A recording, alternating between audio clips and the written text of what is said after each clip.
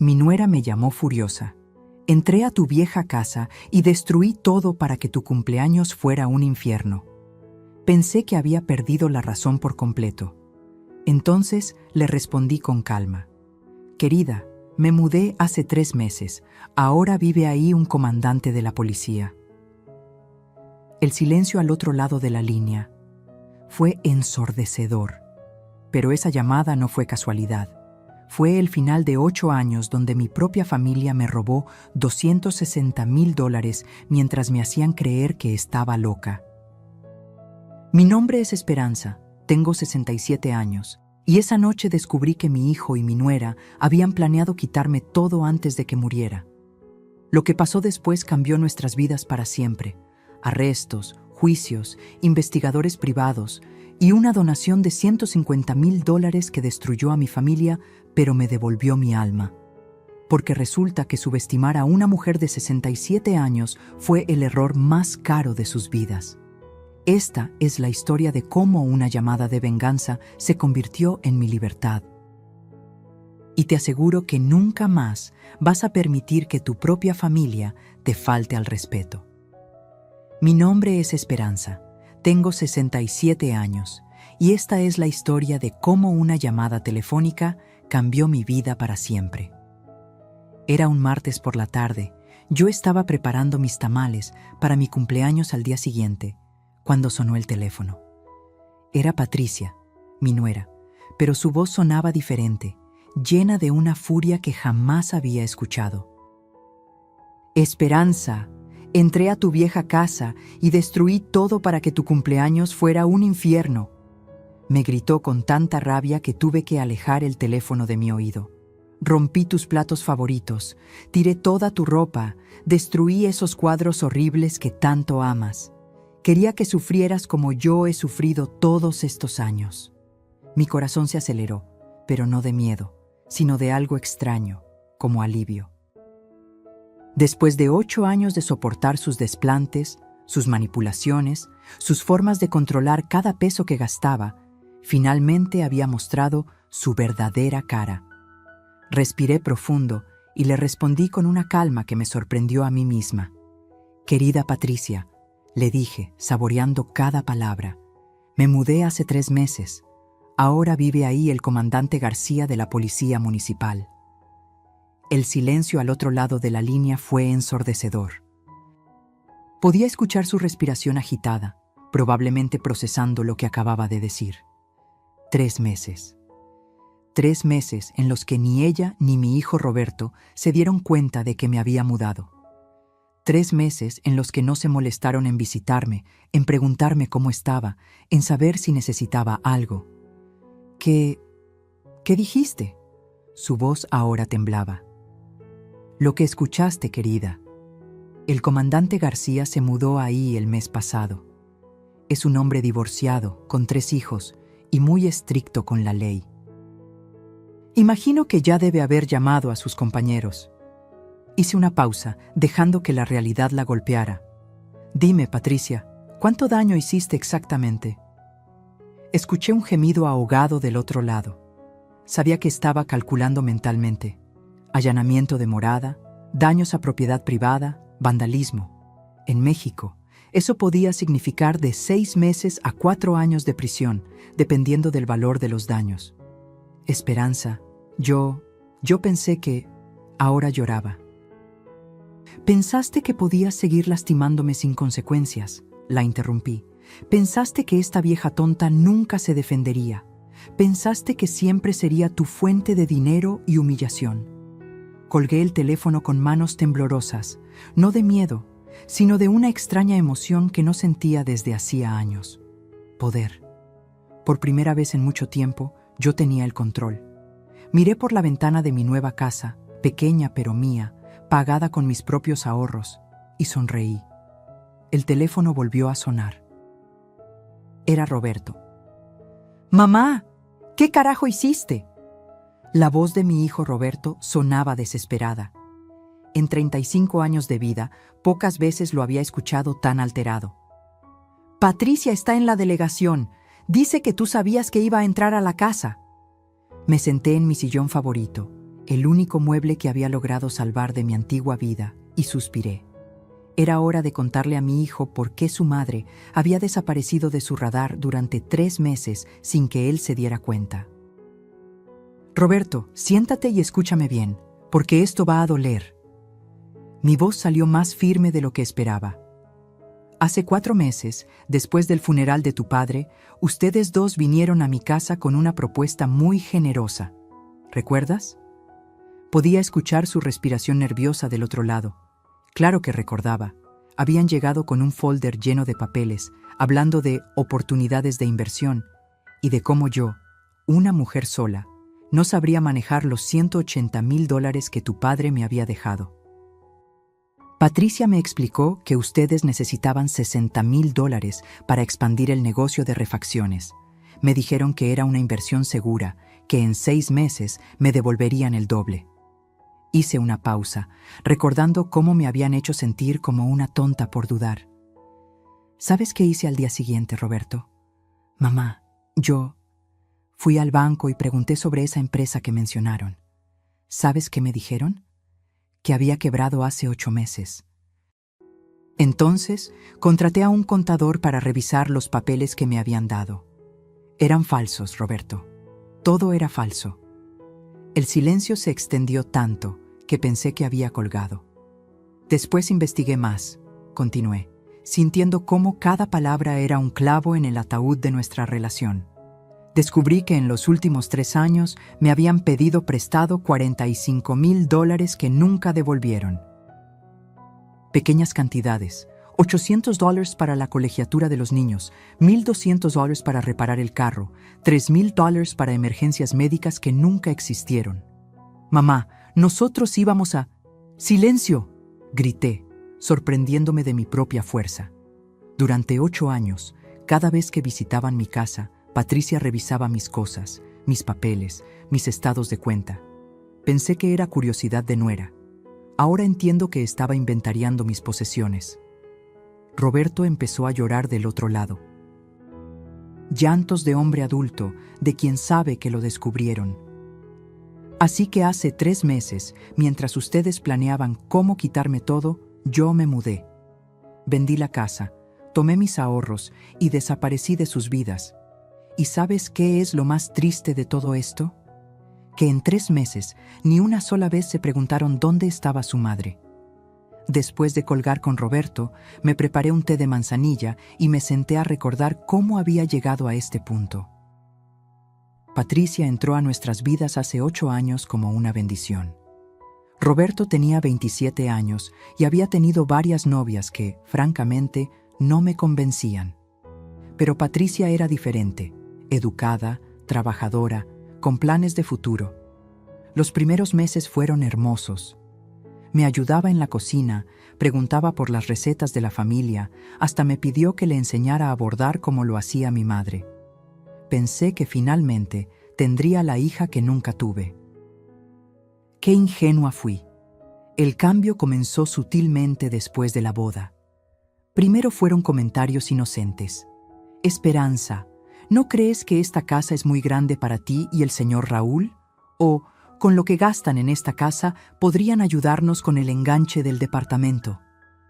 Mi esposo, Dios lo tenga en su gloria, me decía que no les hiciera caso, que era normal que los jóvenes quisieran independizarse. Pero Patricia tenía otros planes. Poco a poco comenzó a aislarme de mis amigas. Esperanza, ¿no te parece que doña Carmen habla demasiado de sus nietos? Es como si presumiera que son mejores que los tuyos. Oh, ay, suegra, esas señoras del grupo de costura solo van a chismear.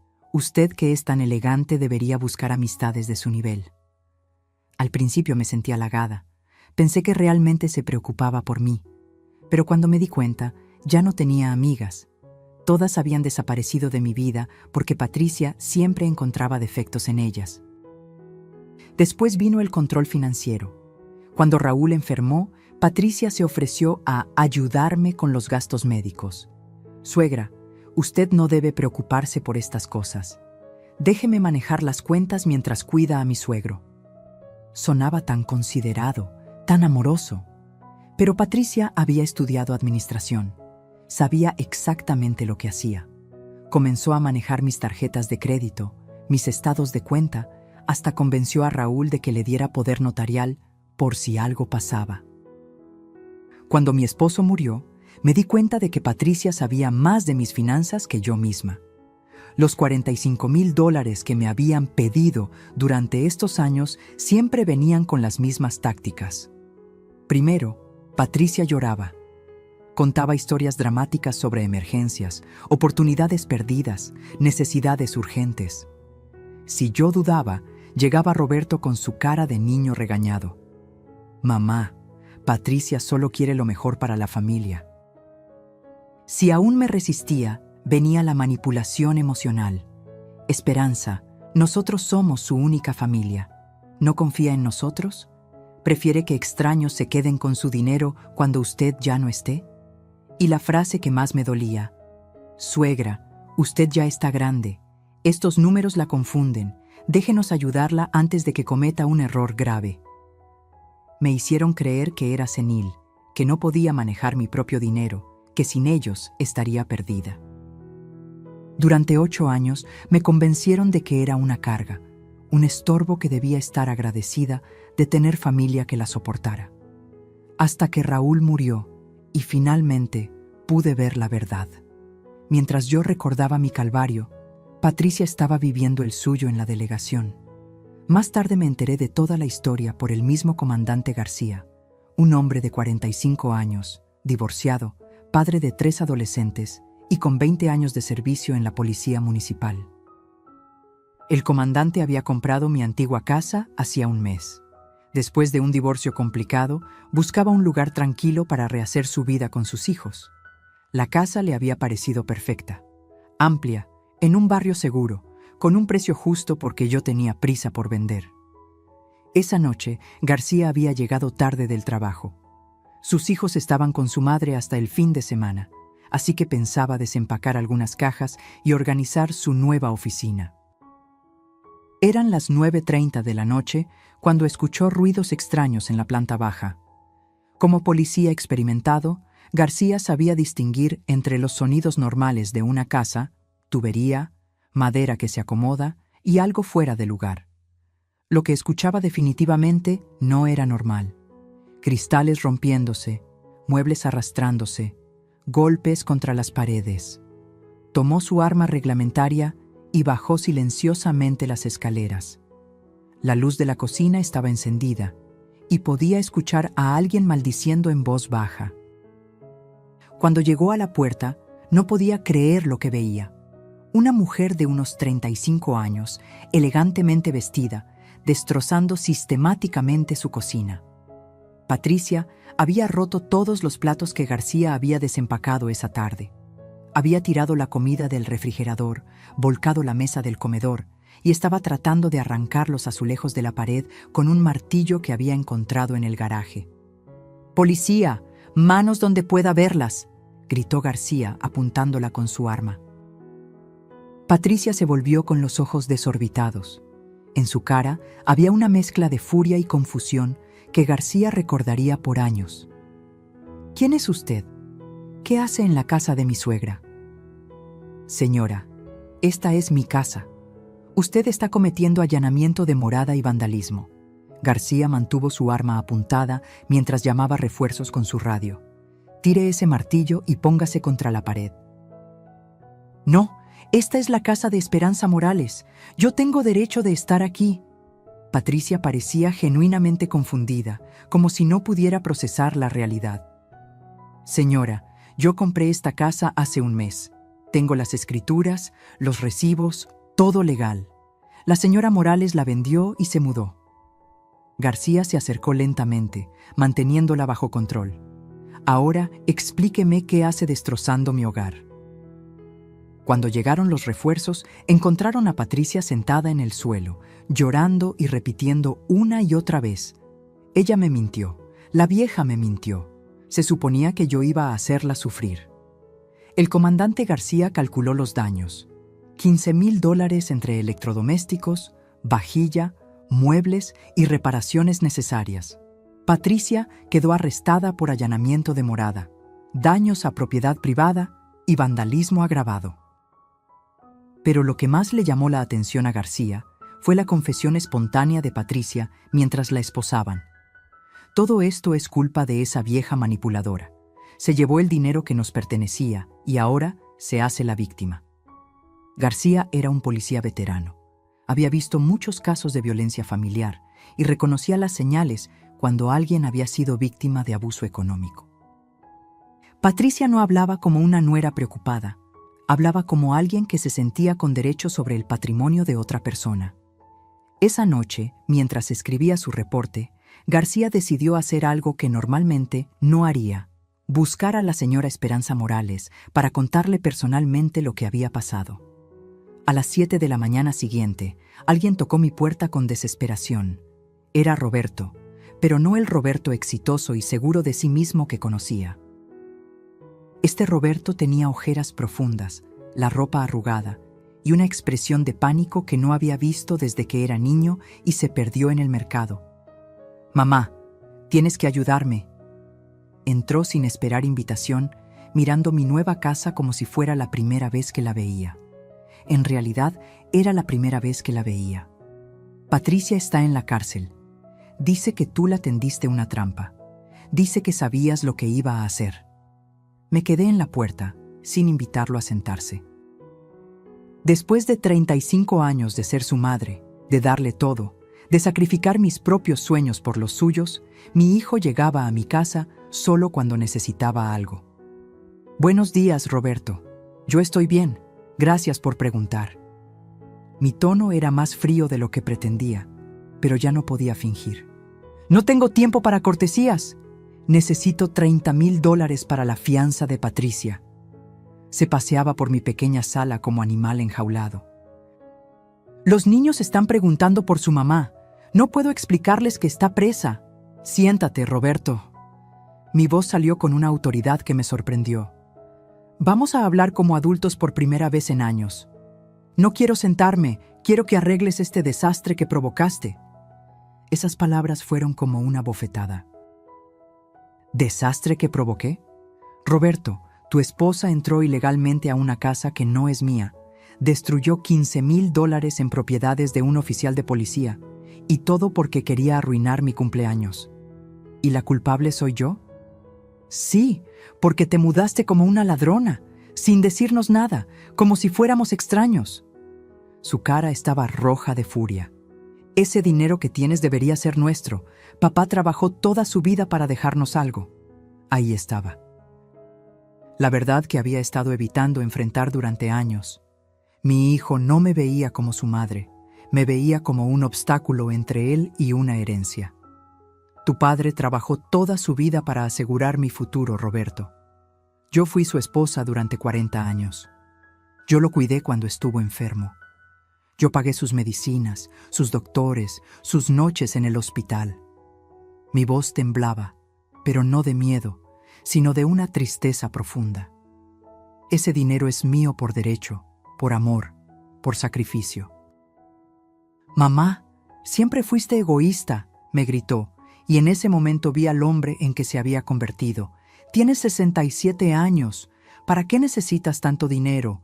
Nosotros tenemos gastos, tenemos hijos, tenemos futuro». Me senté pesadamente en mi sillón. El niño que había cargado en brazos, al que había desvelado cuando tenía fiebre, al que había defendido de los maestros cuando se portaba mal. Ese niño había muerto en algún momento y yo no me había dado cuenta. ¿Sabes qué es lo más triste de todo esto, Roberto?, le pregunté, sintiendo cómo se me quebraba el corazón. Que en 3 meses no te diste cuenta de que tu madre había desaparecido. 3 meses, hijo. No me llamaste, no me visitaste, no te preguntaste si estaba bien, si necesitaba algo, si me sentía sola. Mamá, yo no terminé. Mi voz ahora era firme. En 8 años, cada vez que venían a mi casa, era para pedirme dinero. Nunca para preguntarme cómo estaba. Nunca para contarme de sus vidas. Solo para ver qué podían obtener de mí. Roberto se dejó caer en el sillón frente a mí, finalmente callado. Y ahora vienes aquí, después de que tu esposa cometió un delito, y tu primera palabra no es una disculpa, es una exigencia. Quieres que pague su fianza como si fuera mi obligación limpiar sus errores. Las lágrimas comenzaron a rodar por mis mejillas, pero por primera vez en años, no eran lágrimas de impotencia. Después de que Roberto se fue, prometiendo arreglar las cosas entre nosotros una vez que Patricia saliera de la cárcel, me quedé sola en mi pequeña casa. Por primera vez en meses, el silencio no me trajo paz. Me trajo una soledad tan profunda que pensé que me ahogaría en ella. Me senté en la oscuridad de mi sala, sin encender las luces, dejando que la realidad me golpeara con toda su fuerza. Mi único hijo, el bebé por el que había rezado durante 5 años de matrimonio estéril, el niño por el que había renunciado a mi carrera como maestra, el joven por el que había trabajado doble turno para pagar su universidad, ese hijo me veía como un obstáculo. Las lágrimas llegaron como una tormenta. Lloré por los 40 años de matrimonio con Raúl, cuando éramos felices, cuando Roberto era pequeño y nuestra familia parecía perfecta. Lloré por las ilusiones perdidas, por la nuera que pensé que me amaría como a una madre, por los nietos que ahora verían a su abuela como la mala del cuento. Pero sobre todo, lloré por la madre que había sido. ¿En qué me había equivocado? ¿Cuándo Roberto dejó de verme como su madre y comenzó a verme como una fuente de dinero? ¿Había sido demasiado condescendiente? ¿Demasiado generosa? ¿Demasiado débil? Recordé cuando Roberto tenía 8 años y se enfermó de neumonía. Pasé 3 semanas durmiendo en una silla junto a su cama de hospital, sin importarme mis propias necesidades. Recordé cuando cumplió 15 y quería una bicicleta carísima que no podíamos permitirnos. Raúl y yo trabajamos horas extra durante meses para comprársela. Recordé su graduación universitaria, cuando me abrazó frente a todos sus compañeros y dijo: «Todo lo que soy se lo debo a mi madre». ¿Qué había pasado con ese Roberto? ¿Cuándo se convirtió en este hombre que me gritaba por no dar más dinero? A las 3 de la madrugada, llamé a mi hermana Luz, que vive en Guadalajara.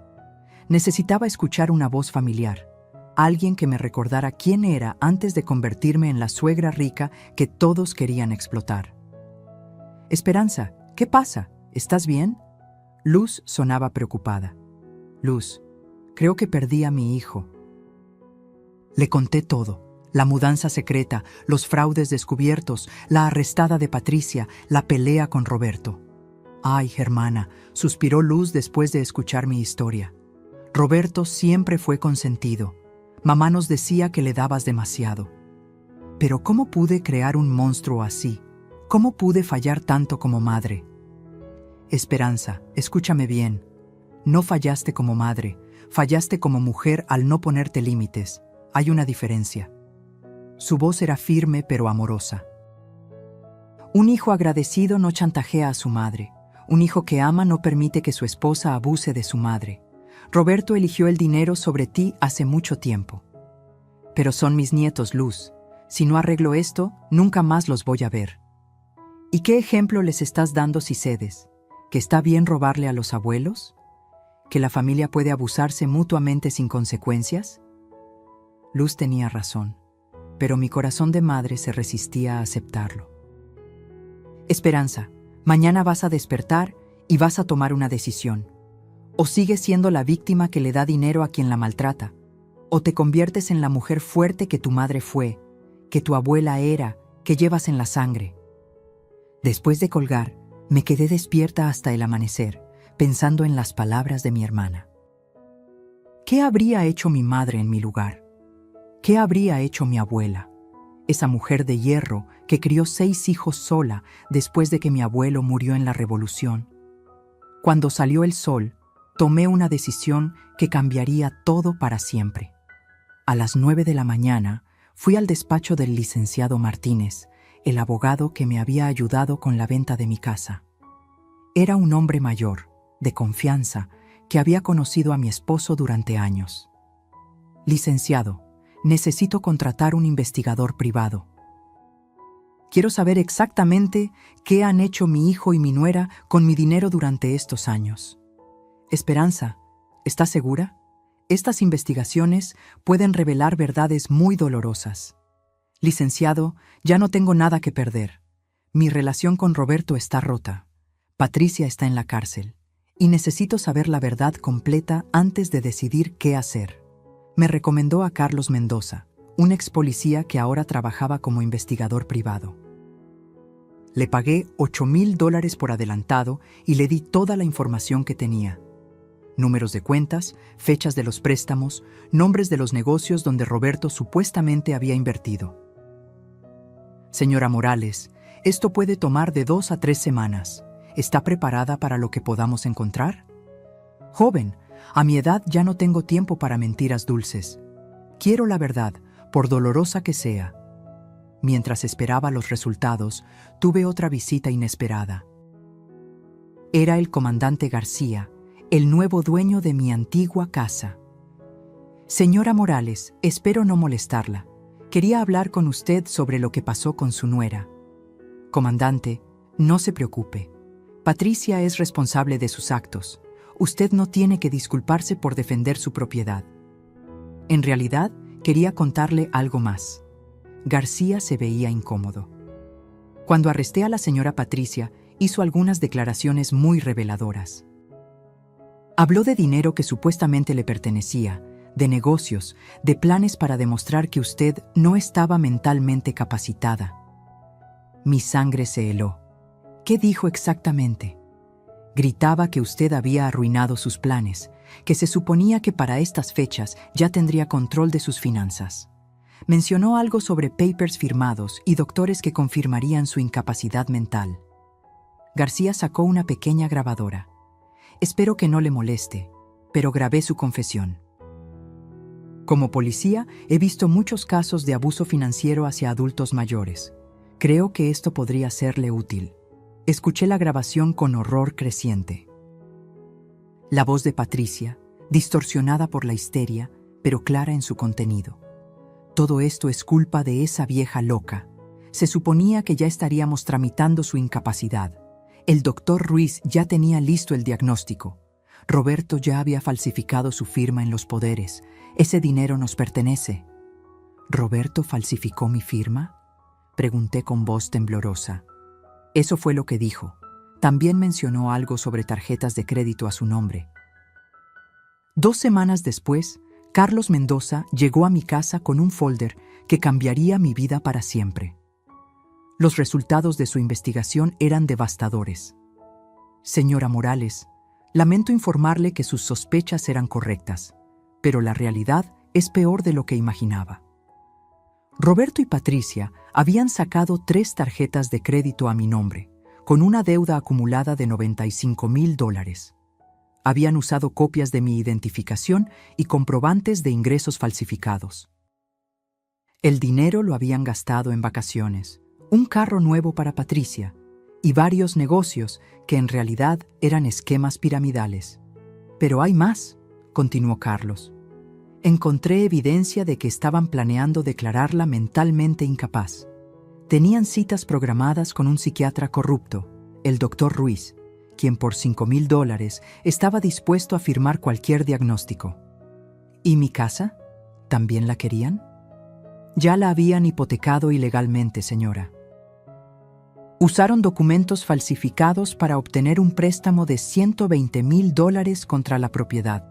Por eso tenían tanta prisa en que usted firmara nuevos poderes notariales. Me quedé sin palabras.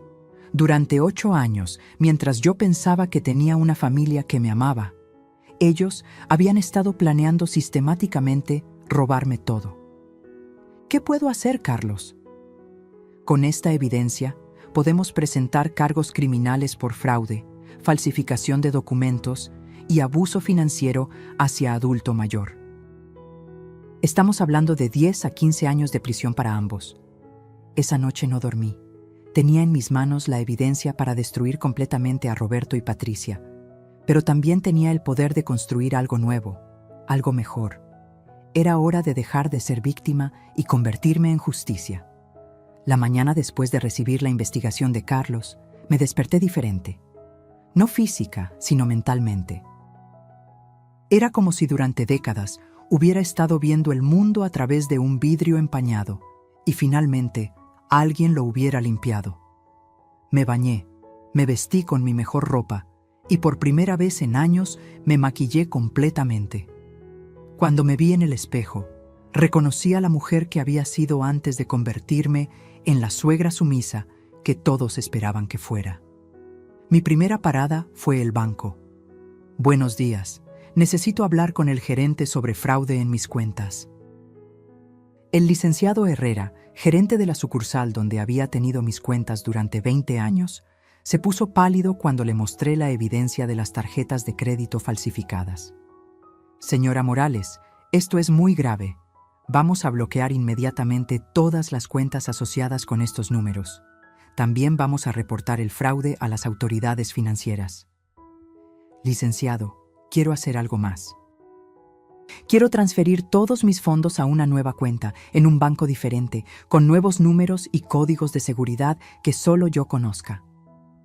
Por supuesto, también le recomiendo que cambie todos sus passwords y pins de seguridad. Mi segunda parada fue con el licenciado Martínez para cambiar mi testamento. El anterior, hecho cuando Roberto era un hijo amoroso, le dejaba todo a él. El nuevo sería muy diferente. Esperanza, ¿estás segura de estas decisiones? Son muy drásticas. Licenciado, durante 67 años he tomado decisiones pensando en otros. Hoy tomo decisiones pensando en mí. Mi tercer paso fue el más doloroso. Fui a la escuela de mis nietos. Necesitaba verlos, explicarles que la abuela no había desaparecido, que los amaba, pero que las cosas iban a cambiar. Abuela Esperanza, mis nietos, Sofía de 12 años y Miguel de 9, corrieron hacia mí cuando me vieron en la salida de la escuela. Hola, mis amores. ¿Puedo hablar con ustedes un momento? Los llevé a una cafetería cerca de la escuela. Era importante que escucharan la verdad de mis labios, no la versión distorsionada que seguramente les contarían en casa. Niños, sé que sus papás les han dicho que la abuela se fue sin avisar. Quiero que sepan que eso no es cierto. La abuela se mudó porque necesitaba un lugar seguro. ¿Por qué mamá está en la cárcel?, preguntó Sofía con lágrimas en los ojos. Porque cometió un error muy grande, mi amor. Y ahora tiene que enfrentar las consecuencias. ¿Es cierto que ya no nos vas a ver? Miguel se veía tan pequeño, tan vulnerable. Niños, escúchenme bien. Yo los amo más que a mi propia vida. Siempre van a ser mis nietos. Siempre van a ser mi familia. Pero los adultos a veces hacemos cosas incorrectas y cuando eso pasa, tiene que haber consecuencias. Les di mi nuevo número de teléfono y mi nueva dirección. Si alguna vez me necesitan para cualquier cosa, me llaman. Yo siempre voy a estar aquí para ustedes. Esa noche, Carlos Mendoza me llamó con noticias importantes. Señora Morales, tengo contactos en el Ministerio Público. Patricia va a salir bajo fianza mañana, pero va a enfrentar cargos muy serios. Con la evidencia que tenemos, también podemos procesar a Roberto. Carlos, quiero que presentes todos los cargos, todos, sin excepción. ¿Estás segura? Roberto es su hijo. Esto podría significar años de prisión para él. Carlos, mi hijo murió hace años. El hombre que viene a mi casa a exigirme dinero es un extraño que comparte mi apellido. Hay algo más. El comandante García quiere demandar civilmente a Patricia por los daños a su propiedad. Está dispuesto a llegar a un acuerdo si usted intercede. Dígale al comandante que Patricia debe pagar cada peso de los daños. Sin mi intercesión, sin acuerdos. Que enfrente las consecuencias completas de sus actos. Colgué el teléfono y me senté a escribir una carta. Una carta para Roberto que nunca enviaría, pero que necesitaba escribir para cerrar el ciclo. Roberto, durante 35 años fui tu madre. Te di todo lo que tenía, mi tiempo, mi energía, mi dinero, mi amor. Pensé que estaba criando a un hombre bueno, honesto, que me cuidaría en mi vejez como yo cuidé de él en su niñez. Me equivoqué. Criaste a un hombre que roba a su propia madre. Hoy dejo de ser tu víctima. Hoy empiezo a ser tu consecuencia. Mañana comenzaría la guerra. Pero por primera vez en años, yo tenía las armas. El día del juicio llegó con una lluvia persistente que parecía reflejar el ambiente tenso en el juzgado. Patricia había salido bajo fianza 3 semanas antes, pero los cargos contra ella habían crecido exponentially. Ya no solo enfrentaba vandalismo y allanamiento, ahora enfrentaba fraude bancario, falsificación de documentos y abuso financiero hacia adulto mayor. Roberto llegó al juzgado con Patricia, ambos vestidos elegantemente, probablemente gastando dinero que no tenían en abogados caros. Me vieron entrar y Roberto intentó acercarse, pero mi abogado lo interceptó. «Tu madre no quiere hablar contigo», le dijo el licenciado Martínez firmemente. «Es mi madre, tengo derecho a hablar con ella». Roberto parecía desesperado. «Señor Morales, su madre es la víctima en este caso. Usted es uno de los acusados, no tienen nada que hablar». La cara de Roberto cuando procesó las palabras «Usted es uno de los acusados» fue algo que nunca olvidaré. Hasta ese momento, pensaba que solo Patricia estaba en problemas. El fiscal comenzó su presentación mostrando las evidencias que Carlos había recopilado. Las tarjetas de crédito falsificadas, los documentos con firmas imitadas, los estados de cuenta que mostraban el robo sistemático durante 8 años. Señores del jurado, durante casi una década, los acusados Roberto Morales y Patricia Sandoval ejecutaron un plan calculado para despojar a la señora Esperanza Morales de su patrimonio. No estamos hablando de errores o malentendidos. Estamos hablando de un fraude deliberado y sostenido contra una mujer de 67 años que confiaba en ellos como familia. Cuando me llamaron al estrado, caminé con la dignidad que había perdido durante años y finalmente había recuperado. Miré directamente al jurado, evitando las caras suplicantes de Roberto y Patricia. «Señora Morales», me preguntó el fiscal, ¿puede explicar al jurado cómo se sintió cuando descubrió que su hijo y su nuera habían estado robándole durante 8 años? «Señor fiscal», respondí con voz clara, «me sentí como una tonta. Durante años me hicieron creer que era senil, que no podía manejar mis propias finanzas, que era una carga para mi familia. Ahora entiendo que era parte de su plan hacerme sentir incapaz». ¿En algún momento sospechó lo que estaba pasando? Cuando mi esposo murió y vi cómo se comportaron, no vinieron a consolarme o a ayudarme con el duelo. Vinieron con papeles de inversión y planes para mi dinero. En ese momento entendí que para ellos yo no era una madre o una suegra. Era una cuenta bancaria. El momento más impactante llegó cuando el fiscal presentó la grabación que el comandante García había hecho la noche del arresto de Patricia. La voz histérica de Patricia llenó la sala. El doctor Ruiz ya tenía listo el diagnóstico. Roberto ya había falsificado su firma en los poderes. Ese dinero nos pertenece. Roberto se puso de pie bruscamente. Esa grabación es ilegal. Patricia estaba en shock.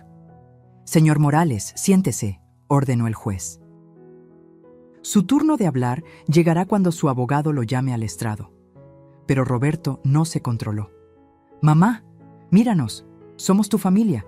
¿Vas a destruir a tu propia familia por dinero?» «Silencio», gritó el juez. «Una palabra más y lo sacaré del tribunal». Me volví hacia Roberto por primera vez en el día. «Roberto, tú destruiste a esta familia el día que decidiste que yo valía más muerta que viva.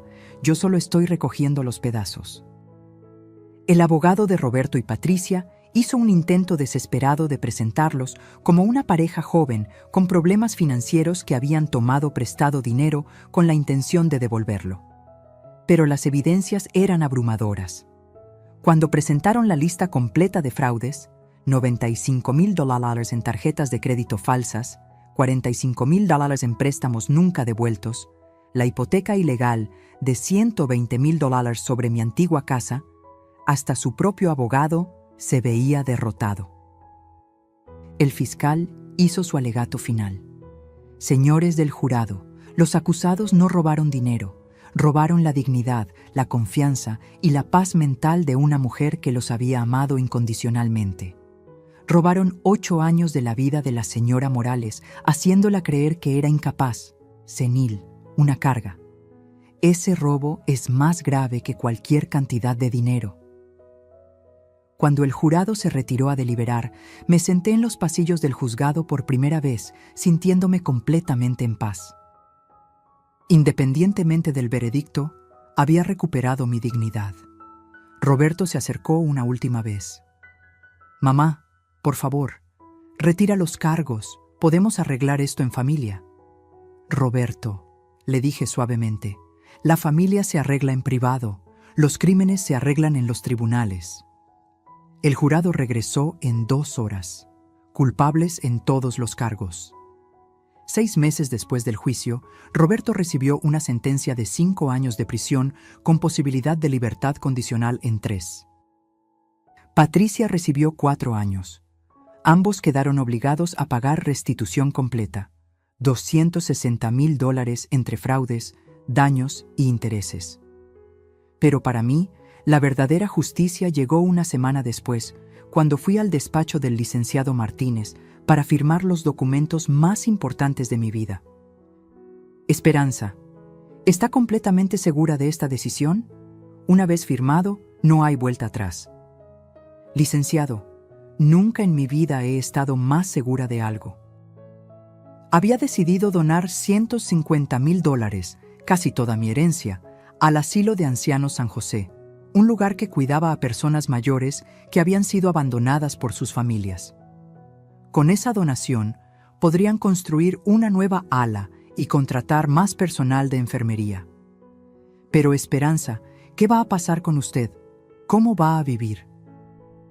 Licenciado, me quedan $30,000, mi casa está pagada y tengo mi pensión del gobierno. Es más de lo que necesito para vivir dignamente. Y más importante, es mío. Nadie puede quitármelo, manipularme para obtenerlo o hacerme sentir culpable por tenerlo. La ceremonia de donación se hizo en el asilo. Llegaron periodistas locales, el director del asilo, algunas familias de los residentes. Por primera vez en años me sentí útil, valorada, respetada. «Doña Esperanza», me dijo la directora del asilo, «¿por qué decidió hacer esta donación?» «Porque entiendo lo que se siente ser invisible para tu propia familia.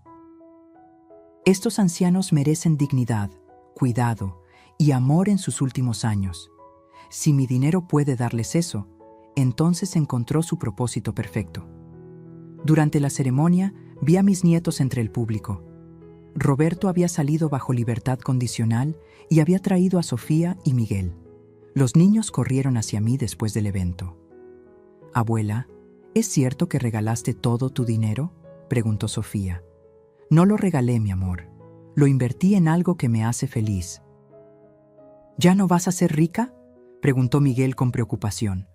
«Niños, su abuela nunca fue rica en dinero, pero siempre ha sido rica en otras cosas, en experiencia, en amor propio, en dignidad, y esas riquezas nadie me las puede quitar». Roberto se acercó tímidamente. Se veía demacrado, envejecido. La prisión y los juicios habían cobrado su precio. «Mamá, necesitamos hablar». «Roberto, podemos hablar, pero bajo mis términos. Ya no soy la mujer que era». «Entiendo que estés enojada, pero…» «No estoy enojada, Roberto. La ira es un sentimiento muy fuerte para alguien que ya no me importa como antes. Estoy decepcionada, y esa decepción me ha liberado». «¿Qué quieres decir?». «Quiero decir que durante 35 años viví para ti. Ahora vivo para mí. Durante décadas me preocupé por ser una buena madre. Ahora me preocupo por ser una buena persona. Pero somos familia, mamá». «Roberto, la familia no se define por la sangre. Se define por el respeto, el amor, la lealtad. Tú elegiste el dinero sobre todo eso. Ahora vives con las consecuencias. ¿Entonces nunca me vas a perdonar?». Suspiré, viendo a este hombre que una vez había sido mi bebé, mi orgullo, mi esperanza de futuro. «Roberto, yo ya te perdoné. El perdón es para mi paz mental, no para tu comodidad, pero el perdón no significa olvidar, no significa confiar nuevamente, no significa que las cosas vuelvan a ser como antes. ¿Y los niños? ¿Ellos también van a pagar por mis errores? Los niños pueden visitarme cuando quieran, pueden llamarme, pueden pasar tiempo conmigo, pero bajo supervisión, en mi casa, con mis reglas. Y si alguna vez tratas de usarlos para manipularme, esa relación también terminará. Roberto comenzó a llorar. Mamá, Patricia me convenció. Yo no quería. Roberto, tienes 35 años. Ya no puedes culpar a otros por tus decisiones. Patricia no te obligó a falsificar mi firma. Patricia no te obligó a mentirme durante 8 años. Esas fueron tus decisiones. Lo vi alejarse con los niños, sabiendo que probablemente sería una de las últimas veces que hablaríamos como madre e hijo. Esa noche, en mi pequeña casa, me preparé un té y me senté en mi sillón favorito. Por primera vez en décadas, el silencio no me daba miedo, me daba paz. Era un martes lluvioso de noviembre cuando sonó mi teléfono. Reconocí el número. Era Roberto. Hacía 3 meses que no sabía nada de él, desde aquella conversación en el asilo. Dudé si contestar, pero mi curiosidad pudo más que mi rencor. ¿Bueno? Mi voz sonó neutral, sin la calidez maternal que una vez había tenido para él. Mamá, soy Roberto. Su voz sonaba diferente, quebrada, como si hubiera llorado mucho antes de hacer esa llamada. Te escucho. Mamá, Patricia me pidió el divorcio. Se fue con los niños a casa de su madre en Tijuana. Dice que todo esto es culpa mía, que arruiné nuestras vidas por seguir tus caprichos de vieja loca. No respondí. Después de meses de terapia con la psicóloga del asilo, había aprendido que los silencios a veces dicen más que las palabras. Mamá, perdí el trabajo. Nadie quiere contratar a alguien con antecedentes penales por fraude. Perdí la casa, perdí el carro, perdí todo. Su voz se quebró completamente. Y lo peor de todo es que perdí a mis hijos. Patricia les dice que yo soy un criminal, que por mi culpa la abuela los abandonó. ¿Y qué quieres que haga, Roberto? No quiero dinero, mamá. Ya sé que no tienes. Solo quiero que sepas que tenías razón. Patricia me manipuló durante años, pero yo la dejé. Yo elegí creer que merecía tu dinero más que tú. Yo elegí verte como un obstáculo en lugar de como mi madre. Por primera vez en meses, sentí una punzada de dolor maternal. Pero ya no era el mismo dolor ciego que me había controlado durante años. Era un dolor consciente, analítico. Roberto, ¿sabes cuál es la diferencia entre arrepentimiento y remordimiento? No entiendo, mamá. El arrepentimiento es cuando lamentas haber lastimado a otros. El remordimiento es cuando lamentas las consecuencias que tú mismo sufres. ¿De cuál estamos hablando? El silencio se extendió tanto que pensé que había colgado. Mamá, creo que de los dos. Me duele haberte lastimado, pero también me duele estar solo, sin dinero, sin familia. Al menos eres honesto. ¿Hay alguna posibilidad de que podamos, no sé, empezar de nuevo? No como antes, pero ¿algo? Me levanté de mi sillón y caminé hacia la ventana, viendo la lluvia caer sobre mi pequeño jardín. La pregunta de Roberto colgaba en el aire como una promesa y una amenaza al mismo tiempo. Roberto, ¿sabes qué he aprendido en estos meses? ¿Qué, mamá? Que el amor de madre no se acaba, pero se transforma. Durante 35 años mi amor por ti fue ciego, incondicional, destructivo. Te di todo sin enseñarte el valor de nada. Te protegí tanto de las consecuencias que nunca aprendiste a ser responsable. Mamá, yo no terminé. Mi voz era firme pero no cruel. Ahora mi amor por ti es diferente. Es un amor que quiere verte crecer, que quiere que seas un hombre de bien, pero que ya no va a sacrificar mi dignidad por tu comodidad. ¿Eso significa que hay una oportunidad? Significa que si realmente quieres reconstruir algo conmigo, Va a ser bajo mis términos. No habrá dinero, Roberto. No habrá préstamos, ni ayudas, ni emergencias que yo tenga que resolver. Tendrás que aprender a vivir con lo que tú mismo consigas. Entiendo. ¿De verdad? Porque la primera vez que vengas a pedirme dinero para la renta, o para los niños, o para cualquier emergencia, esa será la última vez que hablemos. Mamá, ya no tengo derecho a pedirte nada. Lo entiendo. Y otra cosa, Roberto. Si quieres una relación conmigo, tendrás que ir a terapia. No porque esté loca o porque seas malo, sino porque necesitas entender cómo llegamos hasta aquí. ¿Tú irías también? La pregunta me sorprendió. Si eso ayuda a que entiendas lo que me hiciste, sí, pero será un proceso largo, doloroso y sin garantías. Mamá, ¿puedo preguntarte algo? Dime, ¿alguna vez vas a poder verme como tu hijo otra vez? ¿O siempre voy a ser el hombre que te robó? Cerré los ojos, sintiendo el peso de sus palabras. Era la pregunta que yo misma me había hecho durante meses. Roberto, mi hijo murió el día que falsificaste mi firma por primera vez. El hombre que está hablando conmigo ahora es alguien que está tratando de nacer. No sé quién va a ser ese hombre, si me va a gustar, si vamos a poder construir algo juntos. Pero si realmente está dispuesto a hacer el trabajo, a enfrentar la verdad, a cambiar, tal vez podamos descubrirlo juntos. ¿Cuándo podemos empezar? Cuando demuestres que lo dices en serio. Cuando consigas trabajo, cualquier trabajo. Cuando te hagas responsable de tu vida sin pedirle ayuda a nadie. Cuando pases al menos 6 meses demostrando que puedes ser un hombre íntegro. ¿Y mientras tanto? Mientras tanto, cada vez que sientas la tentación de tomar atajos, de mentir, de manipular, recuerda dónde te llevó eso la primera vez. Colgué el teléfono con una mezcla de esperanza y tristeza. Tal vez Roberto podría cambiar, tal vez no, pero por primera vez mi paz mental no dependía de su decisión.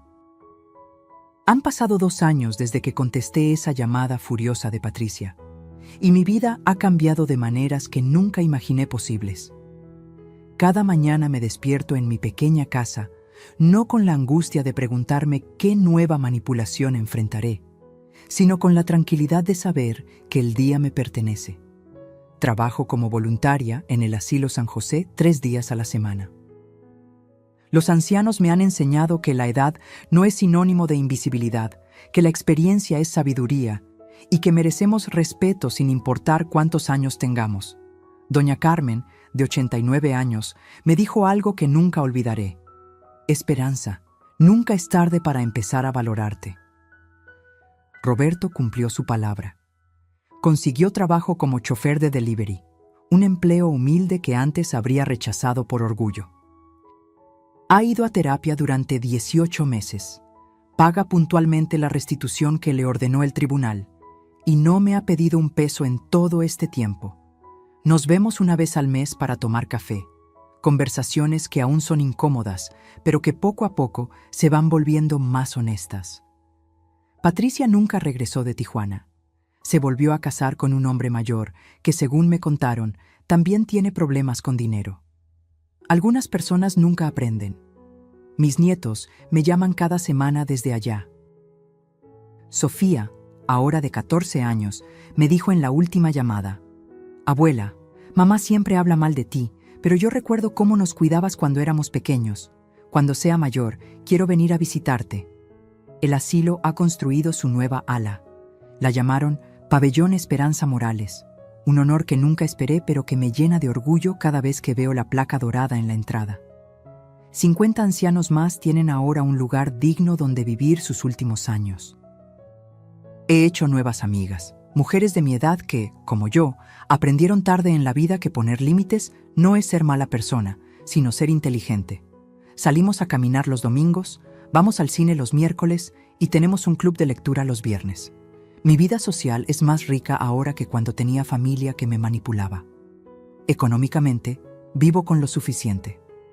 Mis $30,000, bien administrados, me durarán muchos años. Mi casa está pagada, tengo mi pensión y, más importante, Todo lo que tengo es mío. No tengo que esconder dinero, ni mentir sobre mis gastos, ni sentirme culpable por comprarme algo bonito. La semana pasada, una mujer de 58 años llegó al asilo visitando a su madre. Me contó su historia, hijos adultos que la presionaban para vender su casa, que le pedían dinero constantemente, que la hacían sentir egoísta por no dar más. Sonaba tan familiar que me dolió el corazón. Señora, le dije, usted no les debe a sus hijos su dignidad. El amor verdadero nunca chantajea, nunca manipula, nunca hace sentir culpable. Si sus hijos la aman, amarán su felicidad más que su dinero. Me dio su número de teléfono. Ahora ayudo a otras mujeres mayores que están pasando por lo mismo que yo pasé. Las acompaño a reuniones legales, las ayudo a organizar sus finanzas, les enseño a decir no, sin sentirse malvadas. A los 69 años, finalmente entendí algo fundamental. El respeto no se mendiga, se exige. La dignidad no se negocia, se defiende. Y el amor real no necesita chantajes para expresarse. Si pudiera hablarle a la mujer que era hace 2 años, a esa señora que lloraba en secreto mientras la despojaban de todo, le diría: Esperanza, tú vales más que tu dinero. Tú mereces más que migajas de afecto a cambio de tu patrimonio. Tú tienes derecho a vivir sin miedo, sin culpa, sin manipulación. Mi historia no es única. Miles de personas mayores en México y el mundo entero viven situaciones similares. Hijos, nueras, nietos, que ven a los abuelos como fuentes de dinero en lugar de como seres humanos con derechos y sentimientos. Pero también quiero que sepan que nunca es tarde para defenderse. Nunca es tarde para poner límites. Nunca es tarde para elegir la dignidad sobre la conveniencia familiar.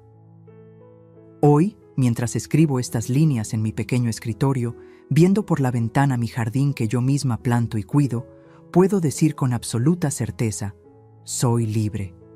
Libre de chantajes, libre de manipulaciones, libre de la carga de ser la salvadora económica de adultos que no quieren trabajar. Y si Patricia me escucha desde donde esté, quiero que sepa que su llamada furiosa aquella noche no arruinó mi cumpleaños como ella planeaba. Al contrario, me regaló la oportunidad de recuperar mi vida. Porque a veces, los errores de nuestros enemigos se convierten en nuestros mejores aliados. Mi nombre es Esperanza Morales, tengo 69 años, y esta ha sido la historia de cómo aprendí que nunca es tarde para empezar a respetarse a una misma.